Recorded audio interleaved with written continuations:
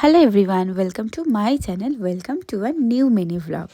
তো সেই দিন ছিল আমাদের স্কুলে সরস্বতী ঠাকুরের বিসর্জন। আর বিসর্জন তো ছিলই, তার সাথে সাথে ছিল আমাদের স্কুলের এই বছরে যারা মাধ্যমিকের ক্যান্ডিডেট তাদেরকে অ্যাডমিট দেওয়া এবং সাথে সাথে তাদেরকে ফেয়ারওয়েল দেওয়ার একটা ছোট্ট বন্দোবস্ত।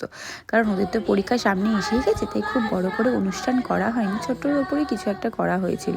তো আমাদের স্কুলের মেয়েরা এখন ওদের উদ্দেশ্যে কিছু গান করে শোনাচ্ছে এবং তারপরে আমাদের স্কুলেরই মাধ্যমিক দেবে অন্বেষা। এই সময়টা আমাদের সবারই ভীষণ মন খারাপ হয়ে যায়। তো যাই হোক, ও সব বন্ধুদের উদ্দেশ্যে নিজের লেখা একটা কবিতা আবৃত্তি করে শুনিয়েছিল। সেই কবিতার ভিডিওটা আমি আলাদা করে একটা ভিডিওতে পোস্ট করেছি, যদি তোমরা মনে করো গিয়েটা দেখতে পারো। খুব সুন্দর লিখেছিল এবং খুব সুন্দর করে বলেও ছিল।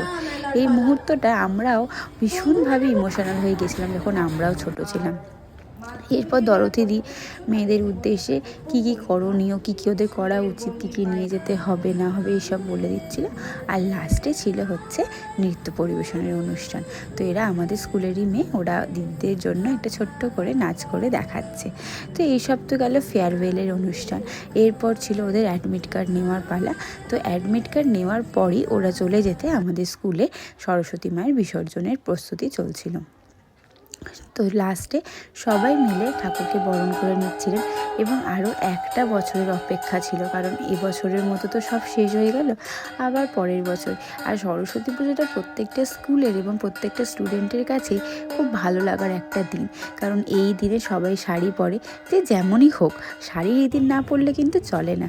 তো আবার এক বছরের অপেক্ষা। আর এখানে আমাদের স্কুলের বড়দি মানে কনকাঞ্জলিটা নিচ্ছিলেন। তো নেওয়ার পর এখন মাকে নিয়ে বিদায়ের পালা। তো আজকের ভিডিওটা এতটাই ছিল। যদি তোমাদের ভিডিওটা ভালো লেগে থাকে তাহলে তোমরা আমার চ্যানেল সাবস্ক্রাইব করো। বাই।